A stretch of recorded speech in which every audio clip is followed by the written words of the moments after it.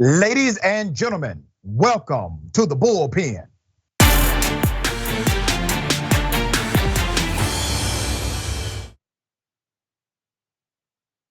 He's back in the Bullpen today. We have attorney at law Kurt Schlichter, retired colonel, senior columnist, townhall.com. Attorney Kurt, good day, welcome. Oh, great to be here, Dr. Richey. I always appreciate you having me. Well, listen, man, we appreciate you being on the show. I know you just came from that remarkable convention known as CPAC. I think you were in Texas. And you have some insight to the conflict or the potential political conflict between former President Donald Trump and current Florida Governor Ron DeSantis running for president against each other. So if you would, I don't want to presume what you know or believe about that matchup, potential matchup. Give us your thoughts and then I will opine. I think we're going to see a matchup, and I think that's good. I do not believe that anybody should get a coronation. I do not believe that anybody should get a pass. Look, I like Donald Trump. I like Ron DeSantis too. I was at DeSantis' Sunshine Summit. I saw him speak for probably the 7th or 8th time. He keeps getting better. He's very, very popular with the Republican base. Donald Trump spoke at CPAC. I didn't happen to see that speech, but I've seen him many, many times. He's very popular there. Look, the Republican Party has got to figure out which way it's going. There's nothing wrong with that. That's not a crisis. That's not a problem. That's a good thing. I want the strongest possible candidate to take on whoever the Democrats put up in 2024.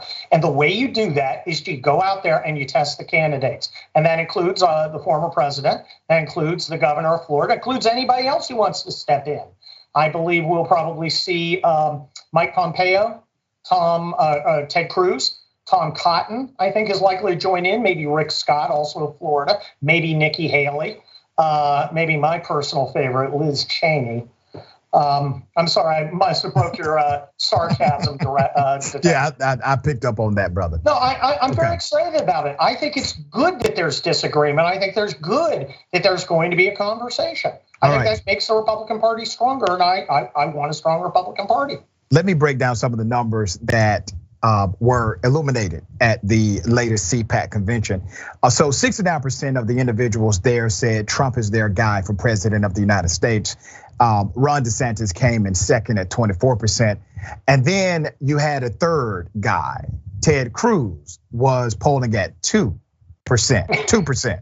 But if you eliminate Donald Trump, all of a sudden, DeSantis goes to 65% as the favorite candidate. It is interesting that both of these individuals are talking about running against each other. Typically, in a matchup like this, where you have a former president and then somebody who's popular in the Republican Party, they're talking about teaming together. They're talking about running president, vice president. That's not the conversation, at least at present. But let me also go to Trump as a force in the political world. Trump presently excites Democrats more than he excites Republicans. He has reached what we call market saturation. According to all of the latest polling, Donald Trump running for president almost guarantees a Democrat will win based on polling. Now, I know polling is not prediction. Polling is a snapshot of the current sentiment of the voter that could change like the wind. DeSantis does not have that same negative as Donald Trump does, even though his negatives are still obviously very high with moderate and left-leaning voters. So how do you reconcile the reality that you all could basically produce a Republican nominee, being Trump, who actually animates excitement on the left in ways he does not excite his own base anymore? Well, as usual, Dr. Richey, you have put your finger right on it. You've gotten the question that Republicans have to face. Look, I think Donald Trump has a ceiling. There are some people who will never be convinced to vote for Donald Trump, but maybe might be convinced to vote for Ron DeSantis or a Nikki Haley or somebody like that. That's the reality of Donald Trump, and it doesn't do us as conservatives any good to sugarcoat it. There are people out there who just hate him and will never vote for him no matter what. There are other people who love him and really like him. Now, look, the CPAC is an unusual gathering. It is very hardcore Republicans. It is a lot of people who like Trump a whole lot. What I've seen out there is the way Republicans feel about Donald Trump, many of them, is we love the guy, but is he the right guy? Remember, it was 7 years ago that he came down that escalator. With Trump, you're always going to get Donald Trump, the stuff that's great in our opinion, and the stuff that's challenging. He doesn't change. So is what happened 7 years ago, it was the right answer in 2016, is it the right answer in 2024? And that's the question that a primary, the voters have to decide during the primary. And It should be them who decide. And I think Donald Trump is today more likely than not to run. All right. Tomorrow, let me ask you a policy question, because these candidates, DeSantis and Trump, are identical policy-wise, except for one major issue. And I think DeSantis is going to exploit this. While DeSantis has basically been anti-vaccine from day one, Donald Trump has not. Donald Trump actually has been booed on certain occasions when he has promoted his authority as it relates to getting the vaccine confirmed and the vaccine actually works. He said this on Candace Owens' show. He said this at rallies, and there has been significant pushback.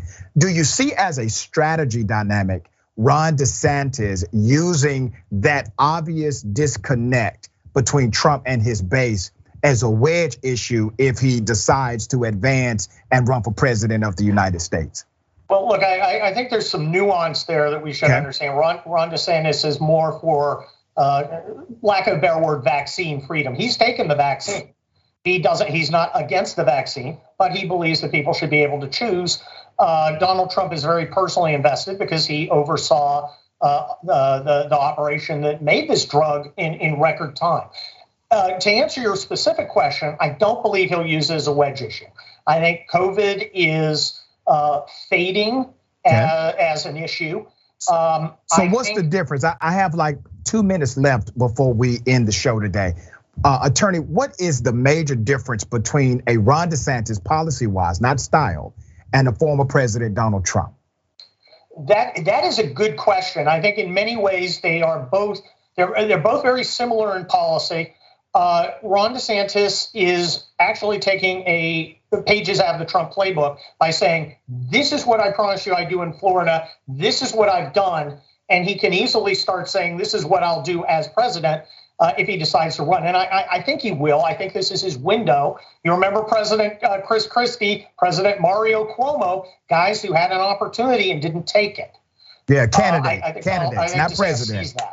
Not presidents, candidate. Okay. Quickly, we got 60 seconds left. That was a point. Do you think Trump is going to announce he's running for president in Florida in order to upstage Governor DeSantis in his own state, or do you think he would do it in DC? I think he would do it in Florida. But not. It might be to upstage DeSantis. He's got to be very careful, Dr. Richey. Very careful, because DeSantis is very popular among the conservatives. He starts attacking DeSantis. I think that could boomerang. So he's got to walk a very thin line. Okay. You think Donald Trump is going to walk a thin line? But I know, right? Donald Trump is Donald Trump. Yeah, and, exactly.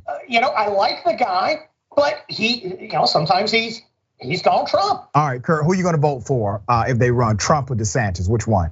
Oh, my gosh, I want to see how the primary goes. I'd vote for either of them happily. Oh, come on, man. I don't have a guy now. Okay, all right, we'll bring you back at some point, attorney. I wish we had more time. When I make a decision, you'll be the first to know. That sounds good to me, man. Always a pleasure having you on. Always a pleasure. Thank you.